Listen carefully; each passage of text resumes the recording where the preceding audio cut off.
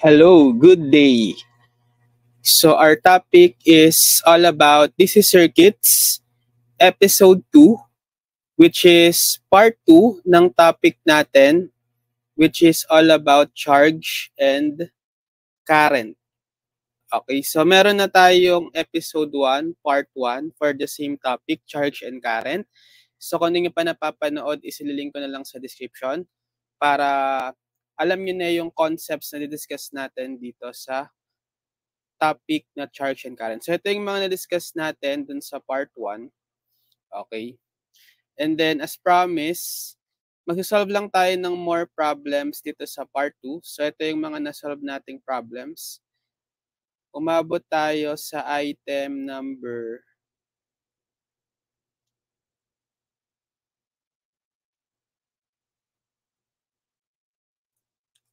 5. Okay. Sige, so magsasolve tayo ng more problems. Let's continue.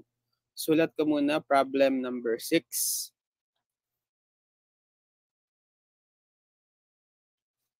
The charge entering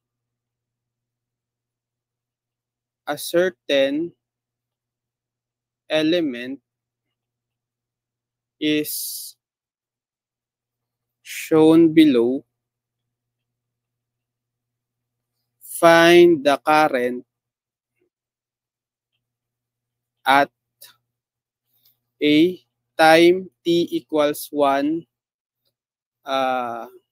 millisecond, p time t equals 6 millisecond, and c time t equals 10 millisecond. Tapos meron tayong waveform ng charge versus time. So you have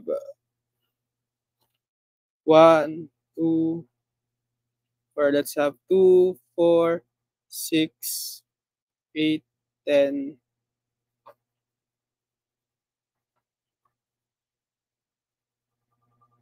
12.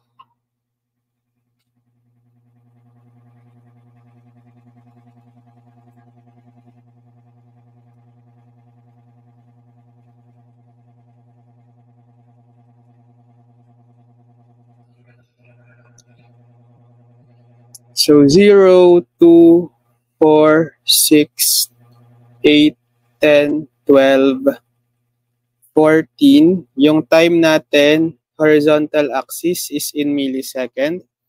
Tapos yung vertical axis is yung charge, Q of T, measured in millicoulomb. Then meron tayong value na 80. Okay. So yung graph is ganito.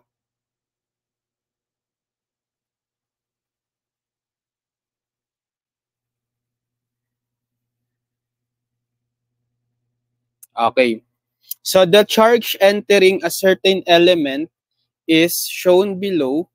Find the current at T, A, 1 millisecond, B, T, 6 millisecond, and C, T, 10 millisecond. So given yung graph, paano natin hahanapin yung charge? Paano natin hanapin yung current I? Okay? Kasi sa mga previous problem, ang given is yung equation nung charge, right? Q of T. Paano kapag graph?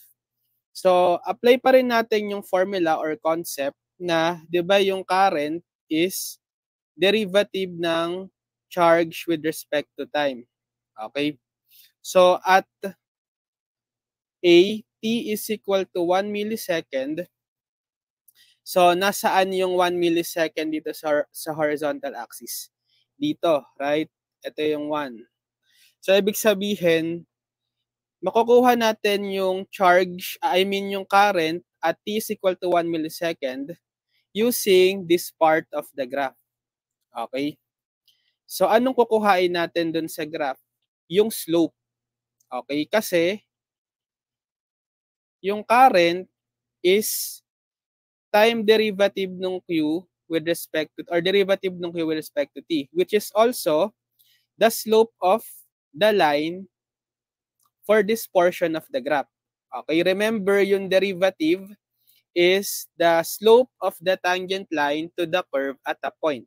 So dahil given naman yung equation ng Q of t natin as a function of time, ito yung graph niya, di ba? So dito sa portion ng graph na which is just a line, okay? Pag kinuha natin yung slope nito, yun na rin yung derivative. Or yun na rin yung current or derivative nung Q with respect to time or yung slope nung curve natin, itong Q of t, at a point where t is equal to 1 millisecond. So, ibig sabihin, kukuhaan lang natin yung slope. Yun lang lagi. Okay? So, paano ba yung slope? Rise over run. So, delta Q, bale, over delta T. So, kuhain natin yung mga endpoints nitong line. So, we have the origin for this point. And then, we have the coordinate 2, 80. Okay, so we can have Q2 minus Q1 over T2 minus T1. Delta Q over delta T. So given the point na to, tsaka ito, let's say ito si Q1, Q2, Q2 tapos T1, T2 I mean. Tapos ito si T1, Q1. Okay? So plug in the formula, Q2 is 80 minus Q1, 0. Okay? Divided by T2, which is 2, yung coordinate, minus T1, which is 0. Okay?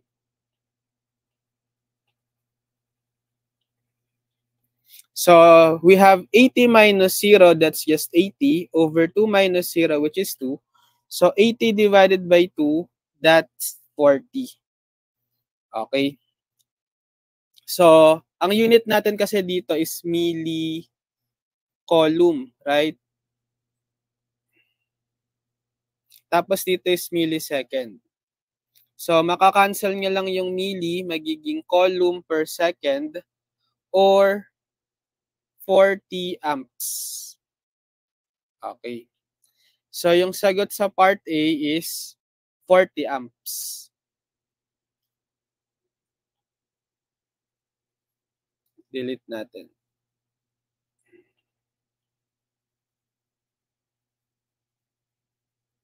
So, this is 2,80. Next. Dito naman sa part B, at t is equal to 6 millisecond. So, ganun ulit. Check nyo muna kung saang portion ng graph malolocate yung 6 millisecond. Ito, di ba? So, saan siyang portion ng graph? Dito sa line na to. Okay? So, yan yung kukuhaan natin ng slope. So, kapag horizontal line, bale, yung endpoints nitong line is 2, 80, tsaka, bale, 10,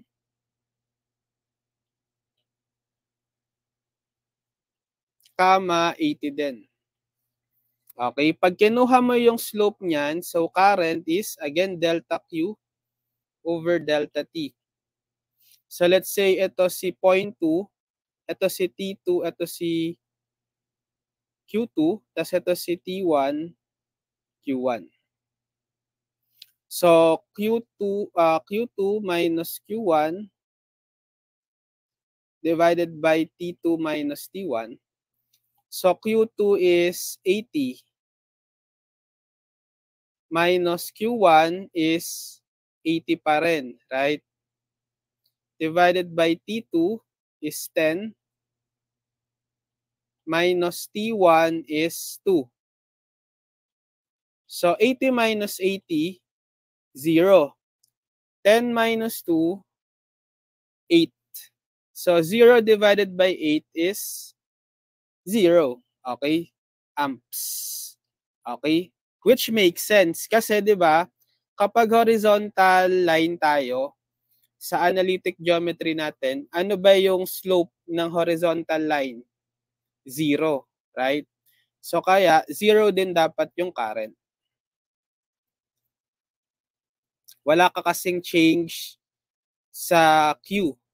Yung delta Q mo is 0 or yung rise is 0. Okay, next. Dito naman sa C, 10 millisecond.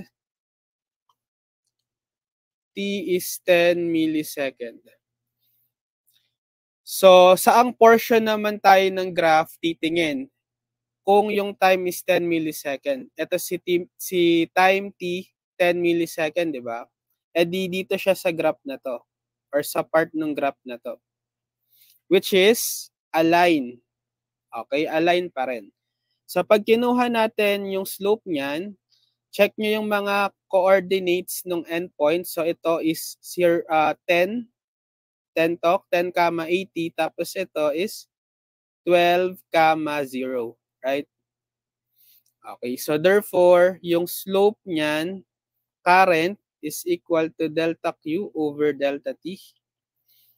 Q2 minus Q1 over T2 minus T1.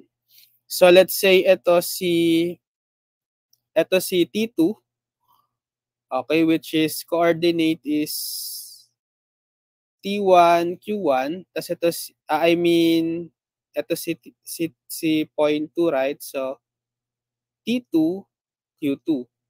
Tas ito si point 1, T1, Q1. Kuhain niyo yung slope.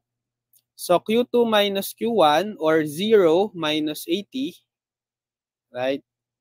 So 0 minus 80 divided by T2 minus T1 or 12 minus 10. So we have 0 minus 80, negative 80. Divided by 12 minus 10, that's 2. Which is negative 80 divided by 2, negative 40. So amps. So ibig sabihin yung current is negative 40. So negative siya kasi yung slope nga is negative. Kasi 'di ba kapag yung line natin is pag ganito yung orientation, ang slope niyan is negative. Unlike pag ganito, yung orientation ng line, ang slope niya is positive. Kaya dito sa part A, ang nakuhang slope is positive, which is yung current na 40 amp. Tapos ito sa C, negative. Okay.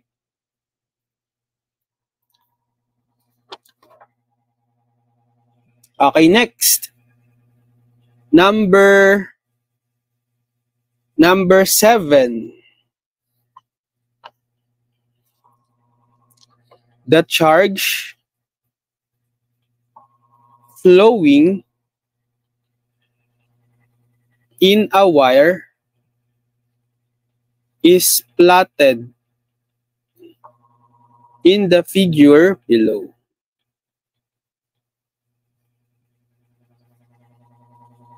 Sketch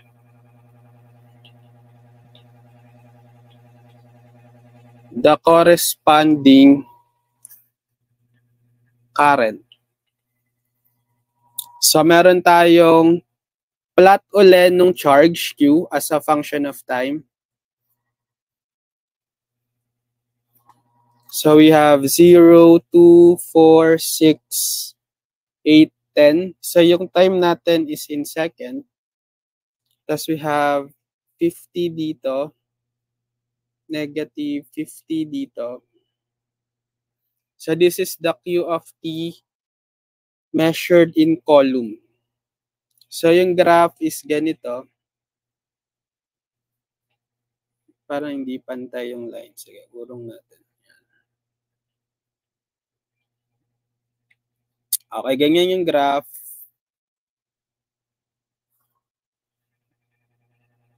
Okay, so this is 0, 2, 4, 6, 8.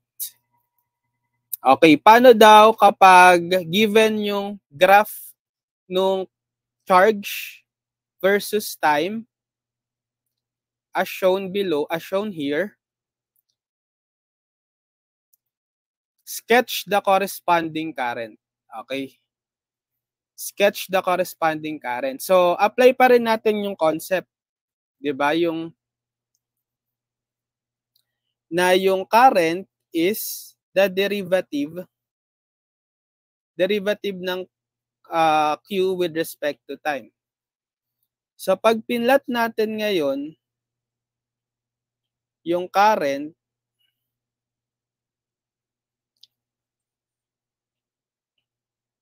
sige, draw tayo ng another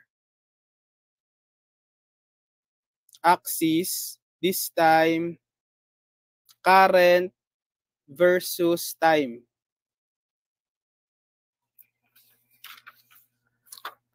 Okay.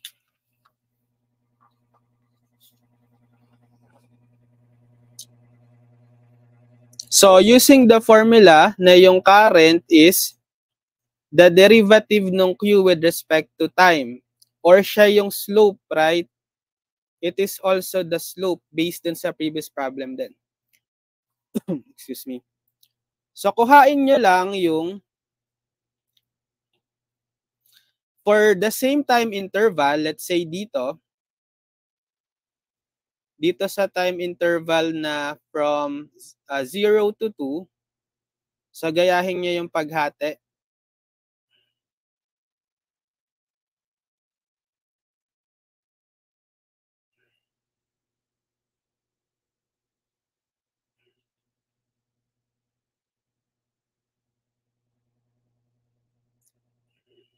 Okay, so this is 2, this is 4, this is 6, and this is 8. Okay. So dito sa portion na to ng graph ng Q of t, hanapin nyo yung slope. Ano yung slope nito? Which is, ito kasing point na to is 2, 50, right? So for interval 0 to 2, for 0 less than t less than 2, ano yung current natin? Yung delta Q over delta T, which is Q2 minus Q1 over T2 minus T1. So ito yung point 2 natin, 2, 50. Then yung point 1 is itong origin, 0, 0. So Q2 is 50 minus Q1 is 0 divided by T2 is 2 minus T1 is 0. So 50 minus 0 is 50 divided by 2 minus 0 is 2 or 25. Okay, so ang unit natin is, kasi column lang to, 'di ba? 50 column over 2 second. So 50 divided by 2, 25 column per second or 25 amps. So therefore, ito yung fixed slope for the interval 0 to 2. Okay? So yung current natin is 25 amps for this time interval. So from this interval, from 0 to 2, fix yung current na let's say nandito na lang. Ito yung level ng 25 amps. Okay? Horizontal line siya. Okay? Ito yung corresponding graph. Next. Okay, so dito naman, dito sa interval na to. Okay, ano naman yung slope niyan? So ito yung endpoint nung isa. Tapos ito, ang coordinate niya is 4, 0. So kuhain yung slope for 2 less than t less than 4. I is delta Q over delta T, Q2 minus Q1 over T2 minus T1. So yung point naman natin is 4, 0 saka 2, 50. Okay? So, ano yung ano natin yan? Ano yung magiging slope? So, let's say ito si Q2, ito si T1, ito si Q1, ito si T1. Sige, kuhain natin yung point. So, 4, 0 and 2, 50. So, ito si Q2, T2, tapos ito si Q1, ito si T1. So, using the formula, Q2 is 0 minus Q1 is 50 divided by T2 is 4 minus T1 is 2. So, 0 minus 50, negative 50 divided by 4 minus 2, 2. So, that's negative 25 amps. So, saan naman yung negative 25? So, dito, let's say, negative 25. So, for this interval from 2 to 4, ang value ng current is fixed at negative 25. Okay. Next. For this interval naman, 4 to 6, which is, ang endpoint is 4, 0, tsaka, ano to, 6, negative 50. Okay. So, kung ayon yung slope, so, for interval, 4 less than t less than 6. So, current is delta Q over delta T. So, Q2 minus Q1 over T2 minus T1. So, ano yung mga point natin? 6, negative 50, tsaka 4, 0.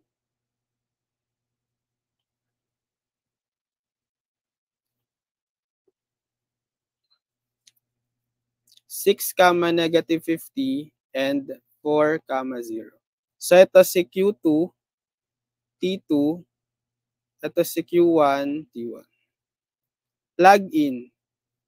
Q2 is negative 50 minus Q1 is 0 divided by T2 is 6.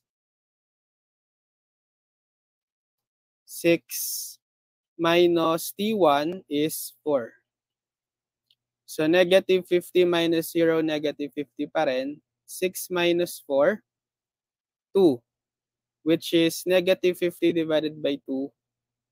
That's negative 25 amps pa rin. So, nandito pa rin siya sa same level. For this interval, 4 to 6, negative 25 pa rin.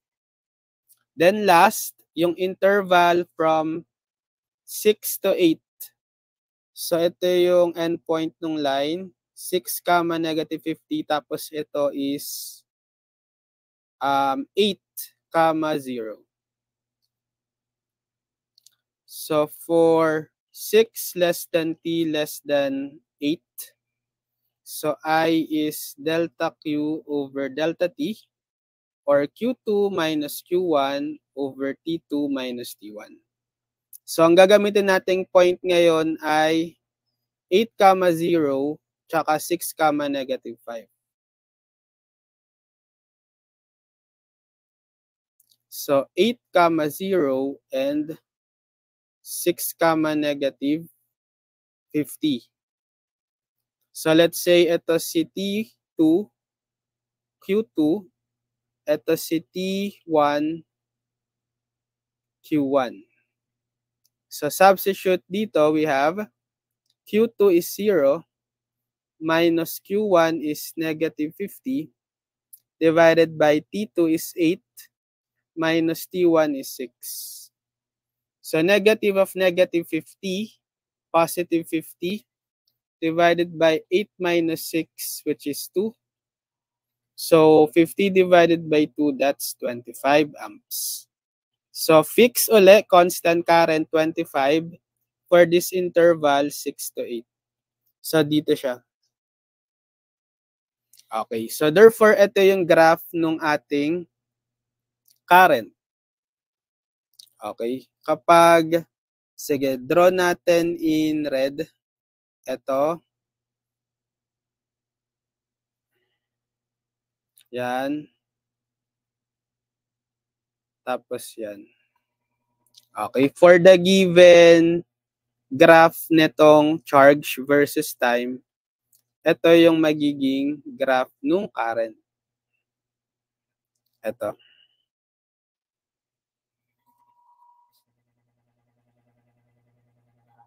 Okay, next. Number 8. For number 8, the current flowing past a point in a device is shown in figure below.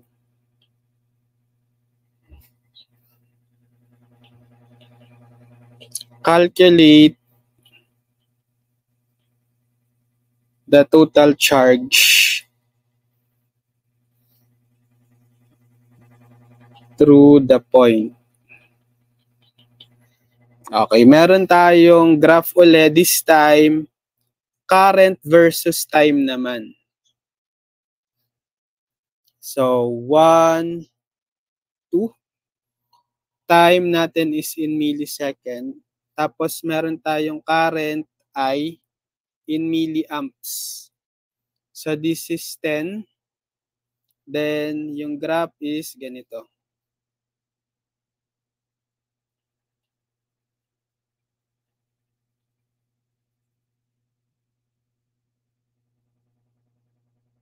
Okay. So the current flowing past a point in a device is shown in figure below. So ang graph ngayon natin is current versus time shown here. Calculate the total charge. So paano kapag total charge ang pinapahanap? So apply naman natin yung formula na yung charge is the integral of I dt from initial time t0 to final time t plus whatever is the initial charge Q at t0. Okay, so assuming itong Q of t0 natin is 0. Okay, so ito na lang yung gagamitin nating formula. Kasi wala naman binigay na initial charge at t0, right? Assume natin na 0. So, ang gagamitin nating formula na lang is integral ng I dt from t0 to t. So, paano kapag given yung graph? Hindi yung equation ng current. So, apply natin yung concept na, di ba yung integral, application ng integral is the area bounded by curves, right? So, kung i-integrate natin to, itong graph na to from, bale, ang initial time is 0, origin, hanggang final time t. So, yung t0 natin dito is 0, yung t natin is 2. So, integrate natin from 0 to 2, yung I dt. Which is yung I na to is represented by the graph. So, dahil yung integral from 0 to 2 ng I dt is the same as the area na to, okay, pag sinade natin,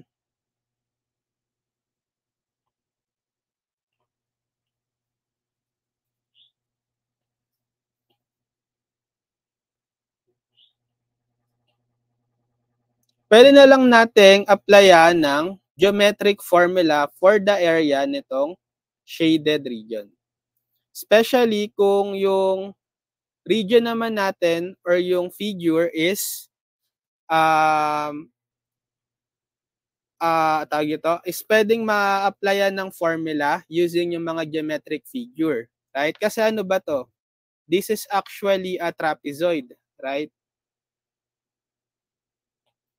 So, pwede nating gamitan ng formula ng area for trapezoid, which is, anong area ng trapezoid? 1/2 times height times base 1 plus base 2. So, ito yung base 1. Ito yung base 2. Okay. Tapos yung height is ito. Okay. Kasi this is perpendicular, right? Okay. So, makukuha agad natin yung total charge. So, total charge Q is 1/2 times, ano yung height natin? So, that's 10, right? Ito yun, 10. So, 10 yung height times yung sum ng base 1 tsaka base 2. So, ano yung base 1? Anong unit nito? Or ilan yung length?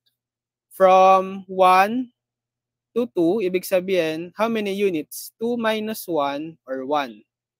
Right? So, yung base 1 is 1 unit plus yung base 2, ito, from 0 to 2. So, that's 2 minus 0 or 2 units. So, yan yung base 2 natin. So, kapag kinompute natin to, 1/2 times 10, that's 5 times 1 plus 2, 3. Which is 5 times 3 or 15. Okay, 15. Anong unit natin?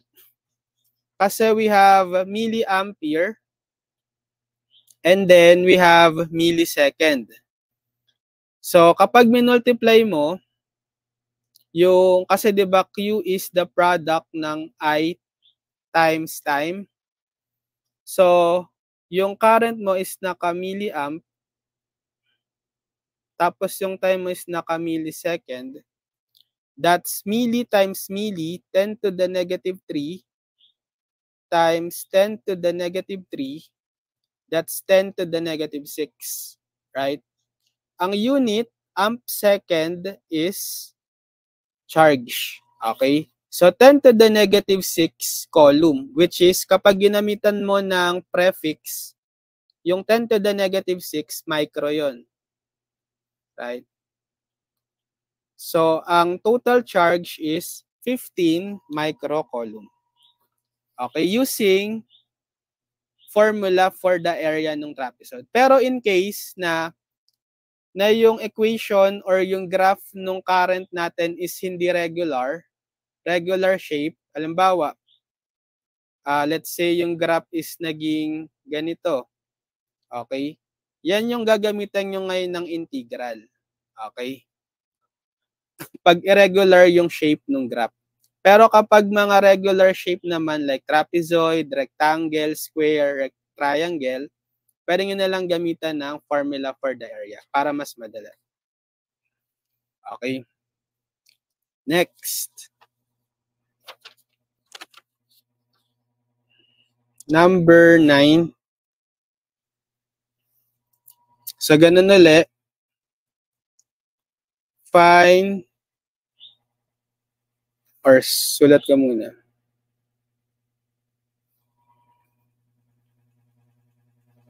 The current through an element is shown below. Determine the total charge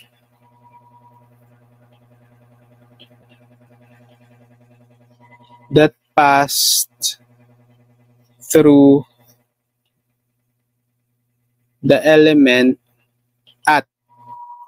So, meron tayong tatlong case. At t is equal to 1 second, B at t is equal to 3 seconds, C at t is equal to 5 seconds. Tapos ito yung graph.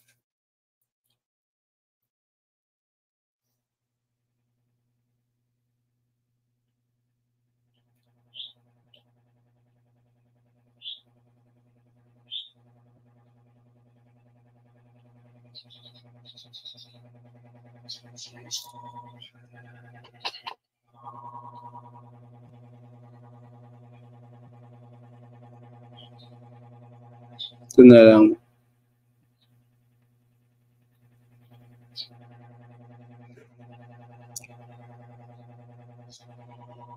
So this is 5, this is 10. Tapos 1, 2, 3, 4, 5, 6. So time is measured in second, current is measured in amps. So 10,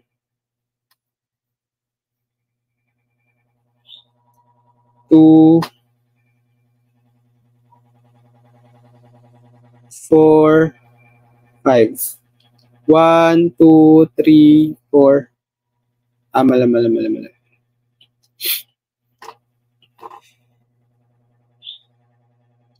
4, 5.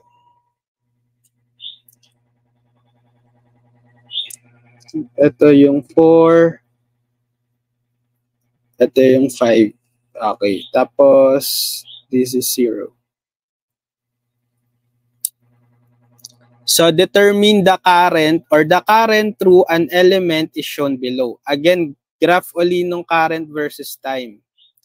Determine the total charge that passed through the element. So, charge uli at time A, for A, time T is 1 second. So, ibig sabihin hanggang ano lang tayo, from 0 to 1. Okay, 1 second. So, ano lang yung graph natin dyan? Ito lang. Okay? So, yan lang yung hahanapan natin ng area. Kasi, charge uli yung hinahanap, di ba? Pag charge is yung area under the curve. So, for A, total charge is, so anong area nito? Area which is rectangle. Length times width lang. Okay? Yung length is ito, which is 10 units. So, 10 amps, di ba? 10 amps times the width, which is 1 unit. From 0 to 1, 1 unit. 1 second. Okay, so that's 10 amps times 1 second or 10 coulomb. For part B, T is 3 seconds naman. So, from 0 to 3. So, ano yung graph natin? Hanggang dito. Hanggang dito. Okay. So, shade natin lahat nung area enclosed from time 0 to time T is equal to 3. Okay. So, dagdag na lang natin tong area na to. Dito sa area nung rectangle. Kasi kasama rin to, di ba? So, for B, Q is, so automatic kasama na to. Yung area na 10, which is equivalent to 10 coulomb, right? Plus, eto pa. So, hatiin natin into 2. Pwedeng, eto muna, Q1, tapos Q2. So, dito sa Q2, Q1, that's a trapezoid, right? So, 1/2 height times B1 plus B2. So, ano yung height? Ito yung height, yung perpendicular, right? Which is 2 minus 1, 1 unit. Okay? So, this is 1 unit times yung B1, let's say ito yung B1, which is 10. Okay, 10 units plus yung B2, ito naman, which is 5 units, right? Plus 5. Okay. Ito yung Q1. Plus, ito namang Q2, ano lang siya? Rectangle. Length times width. Ano yung length? Length natin is ito. Diba? 5 units. So, 5 times the width. Yung width naman is yung mas maliit, ito. Which is from 2 to 3 or 3 minus 2, 1. 1 unit. So, bale, meron tayong 10 column plus, so ilan to? 1/2 ng 10 plus 5, 15. 15 divided by 2, 7.5 column plus 5 times 1, 5. So, 10 column plus 7.5 column plus 5 column, 22.5 column. Okay, last, yung C. C is at T is equal to 5 seconds. So, hanggang 5 na. From 0 to 5, yung region or yung area natin. So, shade na natin lahat. Okay. So, bale, kasama na agad to yung area from 0 to 3, which is na-compute na natin sa part B, 22.5 column. Right?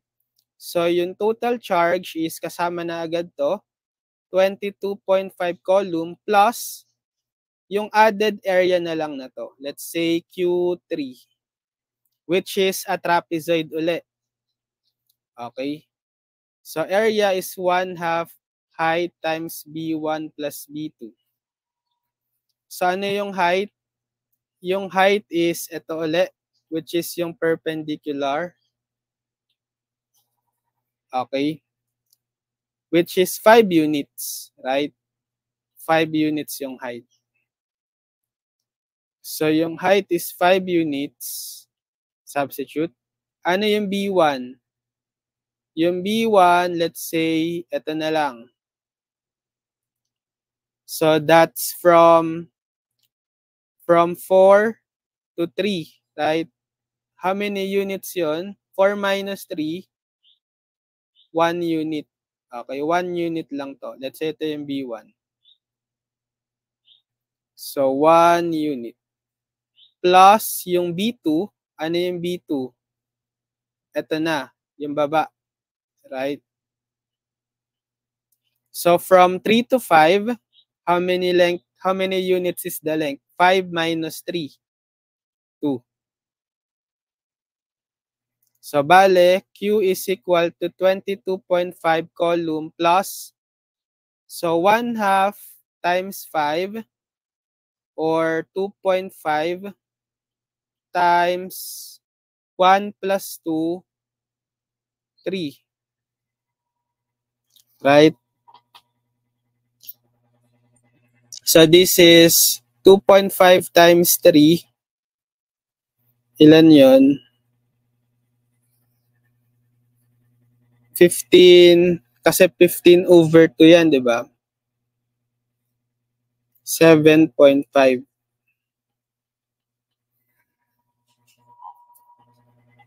So, 22.5 plus 7.5 column, eksakto na to na 30. 30 column. So, yan yung sagot sa part C.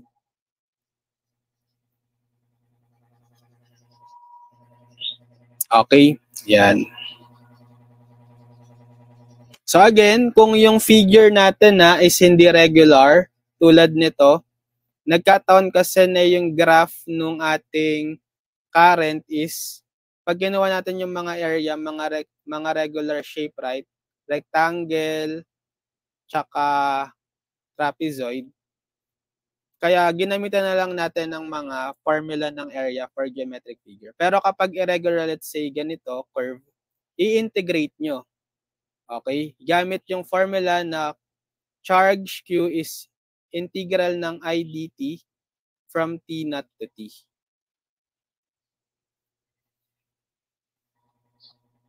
Okay, so I think hanggang dito na lang muna yung discussion natin for this topic, charge and current.